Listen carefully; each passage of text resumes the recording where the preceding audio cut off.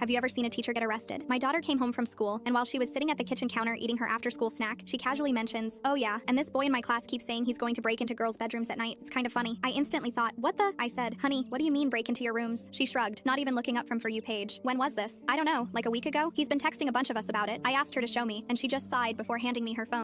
I scrolled for 30 seconds through her Snapchat saved chats with him, and I could instantly tell this was definitely not a joke. I even saw a saved photo where he took a picture of her bedroom window from the outside. She actually laughed. "Mom, you don't understand. Everyone talks like this now. I think he must just have a crush on me or something, and that's why he wants to come into my room." I couldn't believe what I was hearing. Was social media teaching her this was normal or something? I showed my husband, who happens to be a police officer, and as soon as he saw those texts, he took one of those deep dad breaths. He just told her to block him and said he'd deal with it tomorrow. But we didn't even get until tomorrow, because that night around 3 a.m. while we were sleeping, our alarm system starts going off. We both instantly shot up out of bed, completely confused as it rang. Why did our alarm go off? But then we heard the scream from our daughter's bedroom. "Dad! Dad!" My husband instantly jumped out of bed and ran towards her room yelling, "Honey, what happened?" But just as he burst through her bedroom door, he saw someone wearing all black jump back out of her window and start running away from our house. Her window was completely broken open, and he yelled at the kid to stay away as he kept running away. He grabbed her as she cried, as she clearly realized that this boy was absolutely not joking in his texts. We instantly knew what this meant, and none of us slept the rest of the night. The next morning, I called her school's principal. "I need my daughter removed from all of this boy's classes immediately," I said. "There was an attempted break-in at our house last night. It was him." But all he did was laugh and tell me he'd deal with it. I thought he meant he'd kick him out of school or worse, so I felt relieved, knowing a lot of girls in her class would probably be a lot safer now. However, when my daughter came home early from school that afternoon, the first thing I noticed, she was in tears again. What happened?" As I hugged her, but she was lost for words. "Mom, he's still at school. I should have known." She kept going, and apparently in between classes, she was grabbing something from her locker when that same punk walked up to her. She had her back turned, and when this little ditty walked by her, he tried to smack her on the butt. Thankfully, she saw him coming, but he was close, and as soon as she realized what he was trying to do, she spun around and kicked him as hard as she could in the balls. He fell over in pain, but the teachers all saw what happened. They all broke up the fight while the kid kept saying, "Oh, I'm so coming back tonight." They instantly took them, both of them, to the office, and when the principal tried to fix it, he put them in a small room together and told them to just kiss and make up. I was seething with rage and called that principal again. When he answered, I lost it. You know what that kid did to my daughter this time? Kiss and make up? But he cut me off. "Ma'am, there are 1,200 kids in this school. Do you think I have time to break up your daughter's relationship?" I was so mad I just hung up and told my husband word for word what she told me. This time he just looked at me, and then our sweet girl, after having gone through that, then he just walked out of the house, and about an hour later my phone rang again, and it was the school's principal. I was still teary-eyed thinking about what she had to go through, and was honestly ready to tear this guy apart. But when he started talking, I noticed he sounded scared. "Ma'am, I'm so sorry about what happened earlier. How was I supposed to know you weren't joking?" I felt the steam coming out of my ears. "Joking? He tried to break into my house. That little diddler should be thrown in juvie." He just kept apologizing, but halfway through he got cut off mid-sentence by someone at his door. He told me to hold for a moment, but never came back to the phone because the sheriff's department was there to escort him out. That was his last day working there.